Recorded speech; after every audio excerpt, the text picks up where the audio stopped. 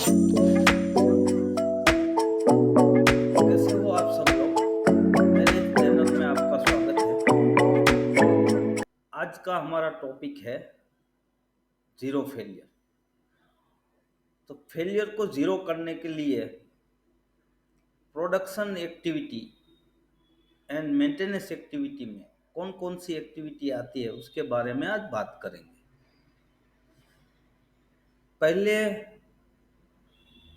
हमारे जो एम्प्लॉयज है उसको फेलियर को जीरो करने के लिए अपने माइंडसेट को बदलना पड़ेगा। तो अपना माइंडसेट फेलियर को ज़ीरो करने के लिए एम्प्लॉयज़ की स्किल एंड कॉन्फिडेंस में एनालिसिस करने के लिए बढ़ोतरी होनी चाहिए। तो चलिए स्टार्ट करते हैं हमारा आज का टॉपिक ज़ीरो फेलियर। तो प्रॉब्लम जो है रिगार्डिंग फेलियर क्या क्या है। तो एक जो फेलियर को ज़ीरो करने के लिए किसी भी प्रोडक्शन डिपार्टमेंट में मेजरली जो कंसर्न आते हैं, जो प्रॉब्लम्स आते हैं, उसके बारे में बात करते हैं। तो मैन्युफैक्चरिंग करते समय जो अर्जेंसी होती है, तो मैन्युफैक्चरिंग जो करते हैं तब सिर्फ फोकस मैन्युफैक्चरिंग में ही रहता है। जो प्रॉब्लम्स आते हैं, प्रॉब्लम्स को मैन्युफैक्चरिंग डिपार्टमेंट कैसे एनालिसिस करके प्रॉब्लम का जो रूट कोज एनालिसिस है उसको यूज करके वापस ना आए, उसके लिए काम करने का माइंडसेट नहीं रहता। और प्रोडक्शन और मेंटेनेंस एक्टिविटी दोनों को अलग गिना जाता है। तो उसकी वजह से मैन्युफैक्चरिंग सेक्टर में पूरा एक अ, जो उसको आगे बढ़ाने के लिए मैन्युफैक्चरिंग डिवीजन का कंसर्न ज़्यादा रहता है कि ये जो माइंडसेट है मैन्युफैक्चरिंग प्रोडक्शन लोगों का, वो माइंडसेट भी ज़ीरो की ओर नहीं होता है। दूसरा है जो एनालिसिस मेथड है। जब प्रॉब्लम आता है तो वो प्रॉब्लम का एनालिसिस मेथड भी उस तरह से नहीं होता जैसे होनी चाहिए। तो प्रॉब्लम का जो डिटेल एनालिसिस एनालिसिस करने के लिए जो एम्प्लॉयज़ है उसका स्किल, उस स्किल को भी एनालिसिस स्किल में थोड़ा माहिती होनी चाहिए, तो वो आगे बढ़ पाएगा। दूसरा है मेंटेनेंस सिस्टम। तो मेंटेनेंस सिस्टम जो है किसी भी फेल्योर को ज़ीरो करने के लिए, तो मेंटेनेंस जो उसको रख रखाव करने के लिए जो सिस्टम है, जो अपना स्टैंडर्ड है, वो स्टैंडर्ड के हिसाब से नहीं होता है। जो उसका कंडीशन है बेसिक कंडीशन में नहीं रहता है। तो बेसिक मेंटेनेंस ही एक्टिविटी होती आती है। और उसका जो एडवांस है प्रिडिक्टिव, जो लाइफ किसी भी फेलियर को एसेस करना, यानी लाइफ को डिफाइन करना, वो एक्टिविटी भी नहीं होती, यानी प्रिडिक्टिव मेंटेनेंस एक्टिविटी भी नहीं होती है। तो ये प्रॉब्लम है जब भी किसी प्रोडक्शन डिपार्टमेंट में फेलियर होता है। तो अब इस स्टेप बाय स्टेप समझते हैं कि फेलियर को अभी ज़ीरो करने के लिए क्या क्या एक्टिविटी करनी होती है। तो पहले है अपना सॉर्टिंग आउट करना है कि जितने भी हमारे प्रोडक्शन डिपार्टमेंट में, यानी मशीन्स में जो अभी हम काम कर रहे हैं उस मशीन्स में पुराने कितने तरह के फेलियर्स हो गए हैं, तो उस फेलियर को सॉर्ट आउट करना है, यानी लिस्ट डाउन करके उसको क्लासिफिकेशन करना है। क्लासिफिकेशन करना है, डिफिकल्टी के हिसाब से क्लासिफाइड करना है। फेलियर मोड कौन कौन से है, कौन कौन से एरिया में हुआ है। और मैन्युफैक्चरिंग प्लस मेंटेनेंस दोनों डिपार्टमेंट को अपना अपना रिकॉर्डिंग करके जो भी प्रॉब्लम्स अब तक आए हैं और अभी तक जो भी रह गए हैं, तो उस दोनों को क्लियर करके मेंटेनेंस डिपार्टमेंट को उसको क्विक तुरंत रिपेयर कर लेना चाहिए। यानी फेलियर जीरो ना हो उसके लिए फर्स्ट है पास्ट जितने भी फेलियर है उसको क्लियर करना। यानी उसका वापस से एनालिसिस करके उसको जितने भी कैटेगराइज करके क्लियर करना रहेगा। स्टेप 2 है वापस failure analysis and overall inspection. तो फेलियर एनालिसिस जो है जितने भी वापस आए हैं उस सभी को वापस हमको एनालिसिस करके कौन कौन से फेलियर से हुआ है उसके बारे में थ्रू एनालिसिस करना है। और जब भी वापस कोई नया फेलियर आए तो मैन्युफैक्चरिंग डिवीजन की ओर से वाइवा एनालिसिस होना चाहिए और मेंटेनेंस के लिए स्किल डेवलपमेंट और उसके लिए जो एडवांस लेवल टूल है उसको यूज करके काम करना चाहिए। तो force deterioration and unattended deterioration, जो डिटोरिएशन है यानी घसाव है, पहले स्टेप 3 है अपना फोर्स डिटोरिएशन को एलिमिनेट करना है। तो एलिमिनेट करना मीन्स जितना भी फोर्स डिटोरिएशन है अभी एरियाज में उसको आइडेंटिफिकेशन करके उसको रेक्टिफाई करना है जितना भी अपना अनअटेंड डिटोरिएशन है, यानी जितना भी घसाव है जिसको आप टच नहीं किया उसको भी हमको चेक करके आइडेंटिफाई करना है। तो उसमें जो है मैन्युफैक्चरिंग ओर से क्या क्या करना है, तो मैन्युफैक्चरिंग ओर से माइनर डिफेक्ट को आइडेंटिफाई करना है, बेसिक कंडीशन को इम्प्रूव करना है और ऑपरेशनल कंडीशन को भी इस्टेब्लिश करना है। तो ऑपरेशनल कंडीशन की वजह से जो फोर्स पार्ट्स में जितना भी अपना डिटोरिएशन है उसको कैप्चर करके क्लियर करना है। और मेंटेनेंस डिपार्टमेंट को जो है उसको गाइडेंस देना है मैन्युफैक्चरिंग को ऑपरेशनल यूज के लिए और जो भी माइनर डिफेक्ट्स है वो क्यों आ रही है उसके लिए। और जहाँ पर मैन्युफैक्चरिंग डिवीजन को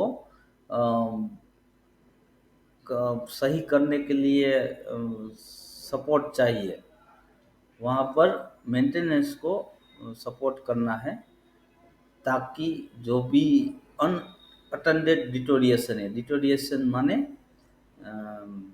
घसाव, जो भी पार्ट्स पर फोर्स हो रहा है, जो भी पार्ट्स पर ज़्यादा घसाव हो रहा है उसको जहाँ पर हमने चेक नहीं किया वहाँ चेक करके क्लियर करना है। बाद में आता है वीक पॉइंट। अभी ये सब करने के बाद हमको इम्प्रूवमेंट करना है। तो किस पर, सोर्स ऑफ कंटामिनेशन, जो खामी जहाँ से उद्भव हो रही है उसको काउंटर मेजर करना है।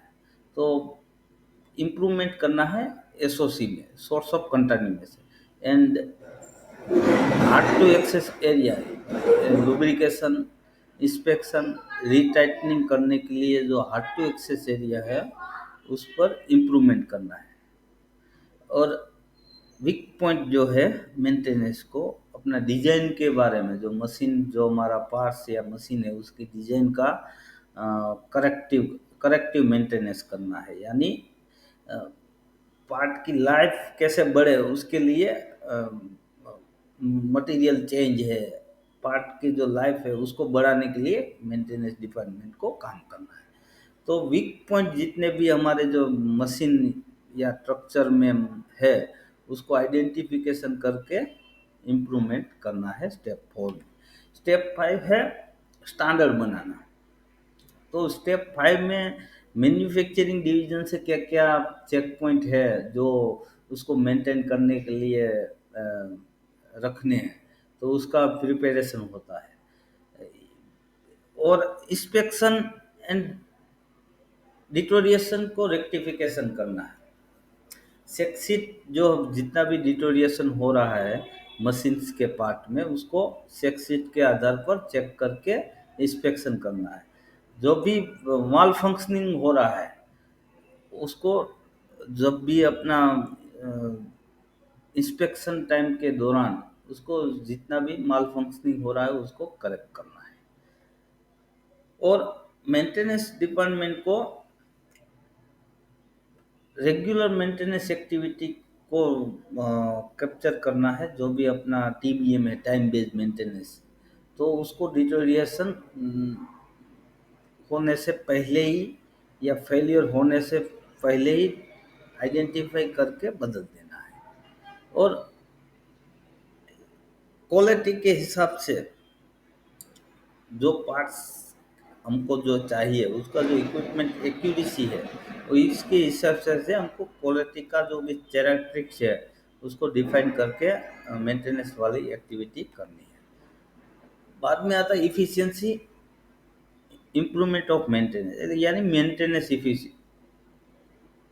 इम्प्रूवमेंट में इफिशियंसी ऑफ मेंटेनेंस। तो manufacturing division visual control develop करना है ताकि कम टाइम में उसको आइडेंटिफाई हो सके कि कौन सा पार्ट बिगड़ रहा है और कौन सा पार्ट नहीं बिगड़ रहा है। वो पार्ट्स का भी विजुअल कंट्रोल द्वारा कंट्रोल होना चाहिए। और मेंटेनेबिलिटी के लिए अ, जितना भी हमारा मेंटेनेंस सिस्टम है उसमें हमको करेक्टिव मेंटेनेंस इम्प्लीमेंट करना है, यानी उसका भी चेकशीट जो है maintenance M T T R reduction के लिए काम करना है। और पार्ट्स का जो लाइफ है उसको बढ़ाना है, तो मेंटेनेंस के लिए अभी प्रिडिक्टिव मेंटेनेंस। तो प्रिडिक्टिव मेंटेनेंस जो है पार्ट्स की जो लाइफ है उसको वो आइडेंटिफाई करके उसको ट्रेंड बना के मॉनिटरिंग करना है। और मेंटेनेंस टेक्नोलॉजी डायग्नोसिस टेक्नोलॉजी करके पार्ट्स को कितनी लाइफ तक वो चलने वाला है उसका भी डायग्नोसिस करके ज़्यादा चले उसके लिए काम करना है। तो जीरो फेलियर के 4 फेज होते हैं। तो फर्स्ट फेज है M T B F improve. तो पार्ट्स जो है पार्ट्स की लाइफ उसको मशीन टू मशीन अपना जो फोर्स डिटोरिएशन है उसको जो लाइफ डिसाइड है उस लाइफ को हमको लेना है। यानी कोई पार्ट है तो वो पार्ट कितने देर तक चलेगा उसका स्टैंडर्ड है, उस स्टैंडर्ड के हिसाब से ही चलाना है। तो उसको फोर्स डिटोरिएशन न हो, यानी उसका लाइफ के पहले बिगड़ना फोर्स डिटोरिएशन कहलाएगा। तो वो न हो उसके लिए M T B F improvement activity करनी है, यानी mean time to between failure. तो जो दो फेलियर के बीच का समय है उसको बढ़ाना है, कम से कम टाइम में कम टाइम में कम कम से कम टाइम में वो फेलियर हो, यानी दोनों फेलियर के बीच ज़्यादा समय लगे। दूसरा है डिज़ाइन इम्प्रूवमेंट, यानी डिज़ाइन इम्प्रूवमेंट जो स्पोरेडिक फेलियर आते हैं, जो अबनॉर्मालिटी की वजह से उसको डिज़ाइन इम्प्रूवमेंट के में से हमको कैप्चर करके उसके पार्ट्स की डिज़ाइन को चेंज करके पार्ट्स का जो डिज़ाइन पैरामीटर है उसको चेंज करके करना है ताकि ज़ीरो फेलियर हो। करेक्टिव डिटोरेशन, यानी जो भी हमको रूटीन में अबनॉर्मल आवाज़ है, जो 5 सेंस है हमारी, नॉइज़ नॉइज़ है, स्पर्श है,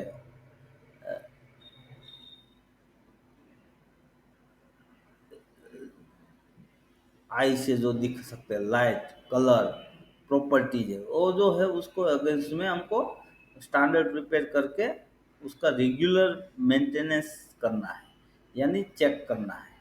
बाद में फेज 4 है प्रिडिक्टिव प्रिडिक्टिव करना है, यानी हमको इक्विपमेंट डायग्नोस्टिक टेक्नोलॉजी को अपनाना है।